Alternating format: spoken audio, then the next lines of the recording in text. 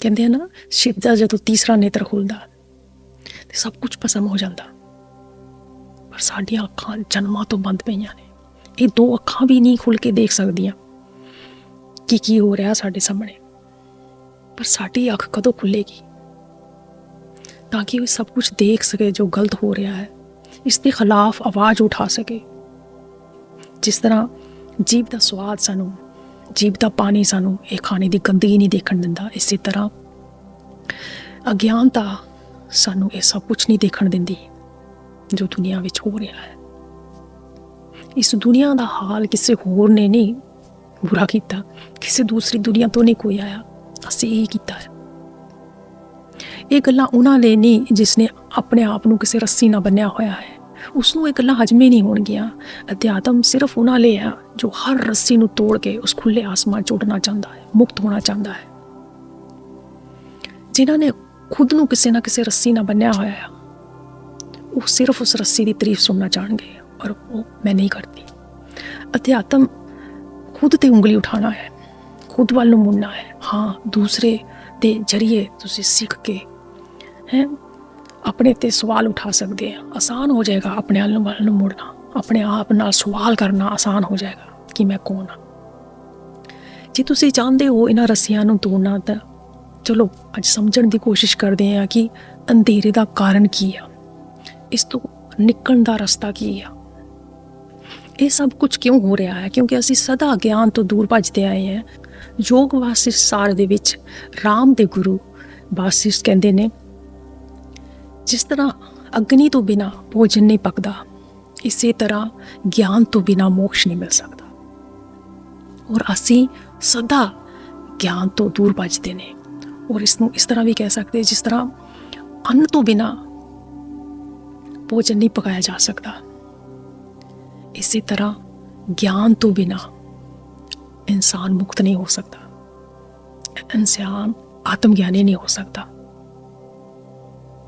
ਭੋਜਨ ਤੋਂ ਬਿਨਾਂ ਪਕਾਉਣ ਦੀ ਕੋਈ ਵੀ ਕਿਰਿਆ ਅਸੀਂ ਸ਼ੁਰੂ ਹੀ ਨਹੀਂ ਕਰ ਸਕਦੇ। ਜਦ ਖਾਣਾ ਹੀ ਹੈ ਨਹੀਂ ਕੁਝ ਪਕਾਣੇ ਨੂੰ, ਤੇ ਅਸੀਂ ਕਿਸ ਤਰ੍ਹਾਂ ਪਕਾ ਸਕਦੇ ਹਾਂ।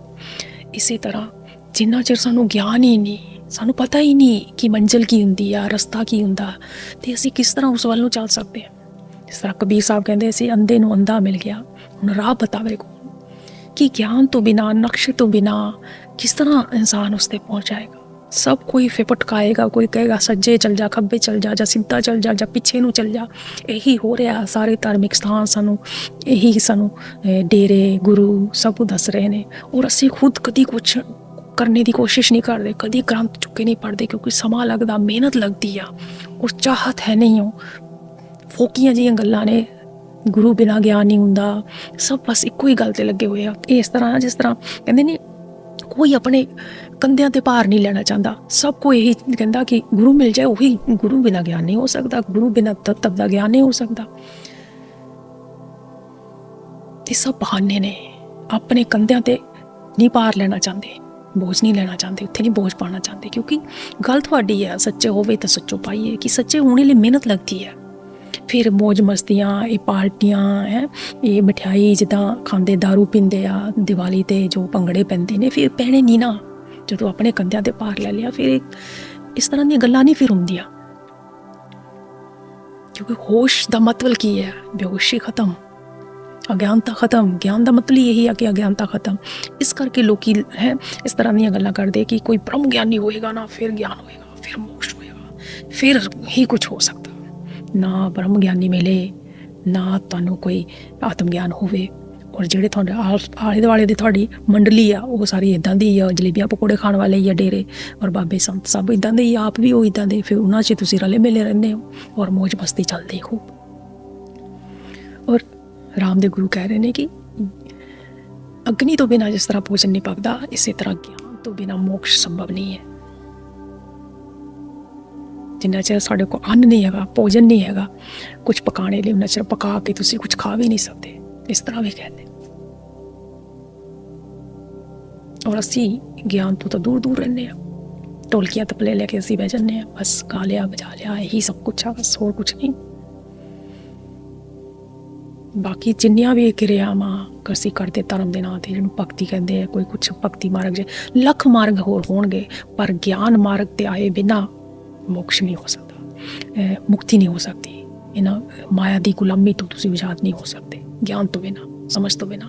ਜਿਸ ਤਰ੍ਹਾਂ ਤੁਸੀਂ ਕਿਸੇ ਸਕੂਲ 'ਚ ਵੀ ਚੜ੍ਹਦੇ ਹੋ, ਤੁਸੀਂ ਉੱਥੇ ਜਿੰਨੀ ਦੇਰ ਮਰਜ਼ੀ ਜਾ ਕੇ ਬੈਠੇ ਹੋ ਕਿ ਸਾਰਾ ਦਿਨ ਮੈਂ 8 ਘੰਟੇ ਸਕੂਲ ਖੁੱਲ੍ਹਾ, 8 ਘੰਟੇ ਮੈਂ ਬੈਠਿਆ ਦਾ, ਟੀਚਰ ਦੀ ਸ਼ਕਲ ਦੇਖ ਲਈ, ਬੈਠ ਲਿਆ, ਉਹਦੇ ਪੈਰੀ ਪੈ ਲਿਆ, ਉਹਨੇ ਪ੍ਰਸ਼ਾਦ ਦਿੱਤਾ, ਤੁਸੀਂ ਲੈ ਕੇ ਖਾ ਲਿਆ, ਜਾਂ ਤੁਸੀਂ ਉਹਨੂੰ ਪ੍ਰਸ਼ਾਦ ਦਿੱਤਾ, ਉਹਨੇ ਖਾ ਲਿਆ। ਲੇਕਿਨ ਜੋ ਪੜ੍ਹਾ ਰਹੀ ਹੈ ਜਾਂ ਜੋ ਪੜ੍ਹਾ ਰਿਹਾ ਹੈ, ਉਹ ਤੁਸੀਂ ਕਿਤਾਬ ਖੋਲ੍ਹ ਕੇ ਜਿੰਨਾ ਚਿਰ ਨਹੀਂ ਪੜ੍ਹੋਗੇ, ਉਸਨੂੰ ਰਿਪੀਟ ਨਹੀਂ ਕਰੋਗੇ, ਉਸਦੇ ਇੱਕ ਇੱਕ ਲਫ਼ਜ਼ ਨੂੰ ਸਮਝੋਗੇ ਨਹੀਂ, ਉਸਦੀ ਵਿਆਖਿਆ ਨਹੀਂ ਕਰੋਗੇ, ਉਸਨੂੰ ਆਪਣੇ ਦੀ ਤਿਆਰੀ ਨਹੀਂ ਪੂਰੀ ਕਰੋਗੇ, ਔਰ ਤੁਸੀਂ ਜਦੋਂ ਐਗਜ਼ਾਮ 'ਚ ਬੈਠੋਗੇ ਉੱਥੇ ਤੁਹਾਡੀ ਇਮਾਨਦਾਰੀ ਦਿਸੇਗੀ ਕਿ ਤੁਸੀਂ ਕਿੰਨਾ ਕੁ ਪੜ੍ਹਿਆ ਸੀ, ਕਿੰਨਾ ਕੁ ਸਮਝਿਆ ਸੀ। ਉਸ ਹਿਸਾਬ ਨਾਲ ਤੁਹਾਨੂੰ ਫਿਰ ਪੁਆਇੰਟ ਮਿਲਣਗੇ, ਉਸ ਹਿਸਾਬ ਨਾਲ ਫਿਰ ਤੁਹਾਨੂੰ ਡਿਪਲੋਮਾ ਮਿਲੇਗਾ, ਉਸ ਹਿਸਾਬ ਨਾਲ ਤੁਸੀਂ ਦੂਸਰੀ ਕਲਾਸ ਵਿੱਚ ਜਾਓਗੇ। ਕਿੱਥੇ ਕਿਸੇ ਗੁਰੂ ਦੀ ਲੋੜ ਆ ਇਹ ਇਮਾਨਦਾਰੀ ਲਈ, ਸੱਚ ਦੇ ਰਸਤੇ 'ਤੇ ਚੱਲਣੇ ਲਈ ਕਿਸੇ ਦੀ ਲੋੜ ਆ, ਜਾਂ ਤੁਹਾਡੇ ਆਪਣੇ ਆਪ ਦੀ ਲੋੜ ਆ ਕਿ ਮੈਂ ਕਿੰਨਾ ਕੁ ਇਮਾਨਦਾਰ ਹਾਂ? ਕੌਣ ਦੇਖ ਸਕਦਾ ਤੁਹਾਡੇ ਅੰਦਰ ਕਿ ਤੁਸੀਂ ਕਿਸ ਤਰ੍ਹਾਂ ਦੇ ਇਨਸਾਨ ਹੋ, ਕਿੰਨੇ ਕੁ ਬੇਈਮਾਨ ਹੋ? ਜਿਹੜਾ ਕਿਹੜਾ ਸ਼ੋਰ ਮਚਾਉਂਦਾ ਮੈਨੂੰ ਗੁਰੂ ਚਾਹੀਦਾ, ਆਤਮਰਾਮ ਗੁਰੂ ਆ, ਉਸ ਵੱਲ ਨੂੰ ਸਾਰੇ ਗ੍ਰੰਥ ਇਸ਼ਾਰਾ ਕਰ ਰਹੇ ਆ। ਬਾਹਰ ਦਾ ਸਿਰਫ ਤੁਹਾਨੂੰ ਬਾਹਰੀ ਗਿਆਨ ਦੇ ਸਕਦਾ ਹੈ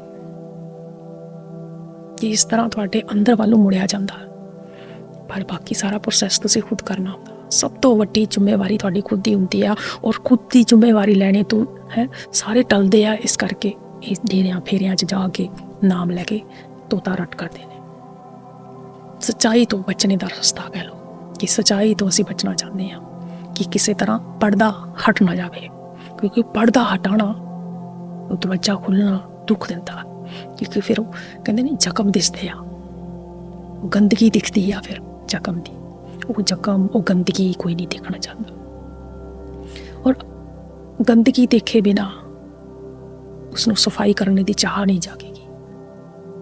ਸਰੀਰ ਦੀ, ਮਨ ਦੀ, ਚੇਤਨਾ ਦੀ ਸ਼ੁੱਧੀ, ਉਸਨੂੰ ਉੱਚਤਮ ਅਵਸਥਾ 'ਤੇ ਲੈ ਕੇ ਤੁਸੀਂ ਜਾ ਸਕਦੇ ਹੋ, ਕਿਉਂਕਿ ਤੁਹਾਡੀ ਚੇਤਨਾ ਹੈ, ਤੁਹਾਡਾ ਮਨ ਹੈ, ਤੁਸੀਂ ਉਸਨੂੰ ਸ਼ੁੱਧ ਕਰ ਸਕਦੇ ਹੋ। ਦੁਆ ਲੱਖ ਤੁਹਾਨੂੰ ਕਵੇ ਦਵਾਈ ਲੈ ਲਾ, ਖਾ ਲਾ, ਪਰ ਖਾਣੀ ਤੁਸੀਂ ਆ। ਜਦੋਂ ਤੁਹਾਡੇ ਅੰਦਰ ਜਾਣੀ ਆ, ਉਸਨੇ ਤੁਹਾਡੇ ਖੂਨ ਦੇ ਵਿੱਚ ਜਾ ਕੇ ਜੋ ਕੰਮ ਕਰਨਾ, ਬੈਕਟੀਰੀਆ ਮਾਰਨੇ ਆ, ਉਹ ਤੁਹਾਡੇ ਖਾਣੇ ਨਾਲ ਹੀ, ਤੁਹਾਡੇ ਅੰਦਰ ਕਰਨੇ ਨਾਲ ਹੀ ਹੋਣੀ ਆ, ਕਿਸੇ ਦੇ ਨਾਲ ਨਹੀਂ ਹੋਣੀ। ਪਰ ਅਸੀਂ ਸਦਾ ਗਿਆਨ ਤੋਂ ਦੂਰ ਭੱਜਦੇ ਹਾਂ ਔਰ ਆਸਾਨ ਰਸਤੇ ਲੱਭਦੇ। ਇਸੇ ਕਰਕੇ ਇੰਨੇ ਡੇਰੇ, ਇੰਨੇ ਬਾਬੇ ਬਣੀ ਜਾਂਦੇ ਨੇ, ਉਹ ਤੁਹਾਨੂੰ ਬੇਵਕੂਫ ਬਣਾਉਂਦੇ ਨੇ। ਥੋੜ੍ਹੀਆਂ ਜਟਾ ਲਾ ਲੈਂਦੇ ਆ, ਥੋੜ੍ਹਾ ਜਿਹਾ ਜੇ ਕਰ ਲੈਂਦੇ ਆ, ਉਹ ਕਰ ਲੈਂਦੇ, ਮੱਥੇ 'ਤੇ ਰੰਗ ਲਾ ਲਿਆ, ਬਾਹਾਂ 'ਚ ਕੁਛ ਪਾ ਲਿਆ, ਉਹ ਫਿਰ ਤੁਹਾਨੂੰ ਬੜਾ ਹੀ ਭਾਵਨਾ ਲੱਗਦਾ ਹੈ ਕਿ ਇੱਥੇ ਕੁਛ ਹੈ, ਚਲੀਏ। ਫਿਰ ਥੋੜ੍ਹੀ ਕੁ ਦੇਰ ਬਾਅਦ ਉਹ ਬਾਬੇ ਦੀ ਪਿਸ਼ ਹੋ ਜਾਂਦੀ ਆ, ਔਰ ਥੋੜ੍ਹੀ ਕੁ ਦੇਰ ਬਾਅਦ ਫਿਰ ਪਤਾ ਲੱਗਦਾ ਕਿ ਉੱਥੇ ਸਾਡੇ ਇੰਨੇ ਲੁੱਟ ਲਏ ਪੈਸੇ, ਸਾਡੇ ਇੰਨੇ ਕਰ ਲਏ, ਸਾਡੀਆਂ ਮਾਵਾਂ ਭੈਣਾਂ ਨਾਲ ਆਹ ਹੋ ਗਿਆ, ਸਾਡਾ ਉਹ ਹੋ ਗਿਆ। ਫਿਰ ਇਸ ਤਰ੍ਹਾਂ ਦੀਆਂ ਖਬਰਾਂ ਖੂਬ ਨਿਕਲਦੀਆਂ। 4 ਦਿਨ ਨੂੰ ਪਹਿਲਾਂ ਚੜ੍ਹਦੀ ਉੱਪਰ ਨੂੰ ਉਹ ਬਾਬੇ, ਅਤੇ ਫਿਰ ਬਾਅਦ 'ਚ ਅਸੀਂ ਹੀ ਉਸਨੂੰ ਇਸ ਤਰ੍ਹਾਂ ਚਾੜਦੇ ਹਾਂ ਔਰ ਅਸੀਂ ਇਸ ਤਰ੍ਹਾਂ ਉਹਨੂੰ ਕਰ ਦਿੰਦੇ ਹਾਂ। ਉਸ ਜੋ ਕੁਛ ਵੀ ਆ ਇਨਸਾਨ ਖੁਦ ਹੀ ਕਰ ਸਕਦਾ। ਹਾਂ, ਦੂਸਰਾ ਤੁਹਾਨੂੰ ਸਮਝਾ ਸਕਦਾ, ਦੂਸਰਾ ਤੁਹਾਨੂੰ ਪ੍ਰੇਰਿਤ ਕਰ ਸਕਦਾ ਉਸ ਗਿਆਨ ਦੇ ਕੇ ਕਿ ਉਸ ਰਸਤੇ 'ਤੇ ਚੱਲਿਆ ਜਾ ਸਕਦਾ। ਮੈਂ ਚੱਲਿਆ ਹਾਂ, ਤੁਸੀਂ ਵੀ ਚੱਲ ਸਕਦੇ ਹੋ, ਉਸ ਦਾ ਲਾਭ ਤੁਸੀਂ ਉਠਾ ਸਕਦੇ ਹੋ। ਪਰ ਉਸ ਦੀ ਵੀ ਪਰਖ ਤੁਹਾਨੂੰ ਤਾਂ ਹੀ ਹੋ ਸਕਦੀ ਜੇ ਤੁਸੀਂ ਥੋੜ੍ਹਾ ਬਹੁਤਾ ਆਪਣੇ ਆਪ ਨੂੰ ਜਾਣਦੇ ਹੋਵੋਗੇ, ਤਾਂ ਹੀ ਪਤਾ ਲੱਗੇਗਾ ਕਿ ਕੌਣ ਮੈਨੂੰ ਸਹੀ ਗਿਆਨ ਦਿੰਦਾ। ਗਿਆਨ ਤਾਂ ਲੱਖਾਂ ਦੁਨੀਆ ਵੰਡਦੀ ਫਿਰਦੀ ਹੈ। ਪਤਾ ਤਾਂ ਹੀ ਲੱਗੇਗਾ ਕਿ ਤੁਹਾਨੂੰ ਥੋੜ੍ਹਾ ਤਾਂ ਪਤਾ ਹੋਵੇ। ਜਿਸ ਤੁਸੀਂ ਦੁਕਾਨ ਦੇ ਵਿੱਚੋਂ ਕੁਝ ਖਰੀਦਣ ਵੀ ਜਾਂਦੇ ਹੋ, ਤੁਹਾਨੂੰ ਥੋੜ੍ਹਾ ਜਿਹਾ ਕੁਆਲਿਟੀ ਦਾ ਪਤਾ ਹੋਵੇ, ਕਿੰਨੀ ਕਿੱਤੀ ਚੀਜ਼ ਕਿੱਥੋਂ ਮਿਲਦੀ ਆ ਔਰ ਕੌਣ ਆ ਜਿਹੜਾ ਸਹੀ ਕੁਆਲਿਟੀ ਦੀ ਚੀਜ਼ ਮੈਨੂੰ ਦਿੰਦਾ ਆ। ਥੋੜ੍ਹੀ ਜਾਂਚ ਪੜਤਾਲ ਕਰਕੇ ਹੀ ਤੁਸੀਂ ਪੈਸੇ ਲੈ ਕੇ ਘਰੋਂ ਨਿਕਲਦੇ ਆ। ਪਰ ਧਰਮ ਦੇ ਨਾਂ 'ਤੇ ਤਾਂ ਅਸੀਂ ਉੱਦੇ ਮੂੰਹ ਚੁੱਕ ਕੇ ਨਿਕਲ ਜਾਂਦੇ ਹਾਂ, ਜਾ ਕੇ ਕਿਸੇ ਦੇ ਪੈਰਾਂ 'ਚ ਸਿਰ ਰੱਖ ਦਿੰਦੇ ਹਾਂ ਔਰ ਖੁਦ ਨੂੰ 2 ਕੌੜੀ ਦਾ ਬਣਾ ਦਿੰਦੇ ਹਾਂ। ਇਹੀ ਕਾਰਨ ਆ ਕਿ ਨਹੀਂ ਮਿਲਦਾ। ਇਹ ਸਿਰਫ ਸੱਚਿਆਂ ਦੇ ਅੱਗੇ ਝੁਕਣਾ ਚਾਹੀਦਾ। ਪਰ ਸੱਚ ਦੀ ਪਰਖ ਕਰਨੇ ਲਈ ਵੀ ਪਹਿਲਾਂ ਥੋੜ੍ਹਾ ਜਿਹਾ ਜਗੋ ਨਾ। ਅੱਖਾਂ ਬੰਦ ਕਰਕੇ ਬੈਠ ਜਾਓ, ਮੰਤਰ ਜਪ ਲਓ, ਸੋ ਜਿੰਨੇ ਵੀ ਮਰਜ਼ੀ ਕਰ ਲਓ, ਕੁਝ ਨਹੀਂ ਹੋਣੇ ਵਾਲਾ। ਜਿੰਨਾ ਚਿਰ ਗਿਆਨ ਨਹੀਂ, ਜਿੰਨਾ ਚਿਰ ਸਮਝ ਹੀ ਨਹੀਂ, ਰਸਤੇ ਦਾ ਹੀ ਨਹੀਂ ਪਤਾ ਹੈ, ਮੰਜ਼ਿਲ ਨਹੀਂ ਮਿਲ ਸਕਦੀ, ਕੁਝ ਨਹੀਂ ਹੋ ਸਕਦਾ। ਅੱਖਾਂ ਬੰਦ ਕਰਨੇ ਨੂੰ ਧਿਆਨ ਨਹੀਂ ਕਹਿੰਦੇ। ਇਹ ਸ਼ੁਰੂ ਦੇ ਪ੍ਰੋਸੈਸ ਹੋ ਸਕਦੇ ਨੇ, ਤਿਆਰੀ ਹੋ ਸਕਦੀ ਹੈ ਕਿ ਮਨ ਨੂੰ ਟਿਕਾਇਆ ਕਿਸ ਤਰ੍ਹਾਂ ਜਾਂਦਾ, ਪਰ ਅਸਲ ਗੱਲ ਸਿਰਫ ਗਿਆਨ 'ਤੇ ਆ ਕੇ ਹੀ ਖਤਮ ਹੁੰਦੀ ਹੈ। ਅਤੇ ਸਾਨੂੰ ਸਭ ਨੇ ਰਾਮ ਦੇ ਨਾਮ 'ਤੇ, ਅੰਦਰ ਦੇ ਰਾਮ ਦੇ ਨਾਮ 'ਤੇ, ਭਗਵਾਨ ਦੇ ਨਾਮ 'ਤੇ, ਪਰਮਾਤਮਾ ਦੇ ਨਾਮ 'ਤੇ ਸਭ ਨੇ ਸਾਨੂੰ ਮੂਰਖ ਬਣਾਇਆ। ਜ਼ਿਆਦਾਤਰ ਤਾਂ ਸਾਨੂੰ ਮੂਰਖ ਹੀ ਬਣਾਉਣ ਵਾਲੇ ਸਾਰੇ ਮਿਲਦੇ ਨੇ ਔਰ ਹਿੰਮਤ ਕਰਕੇ ਕਦੀ ਗਿਆਨ ਦੇ ਵੱਲ ਨੂੰ ਨਹੀਂ ਅਸੀਂ ਬਣੇ।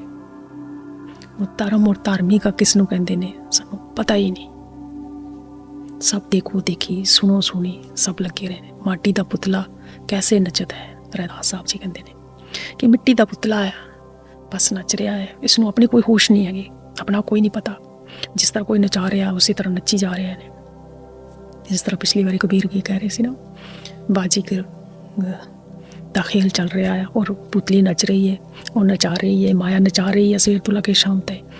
पर बाबा बुल्ले शाह कहते हैं बुल्ला एक बुजारत पूछी ला सिरों पोई मार, कि उसने एक बुजारत पूछ ली है, सिर तो पोई, सिर तो पार लागे सारा थले सूट देता।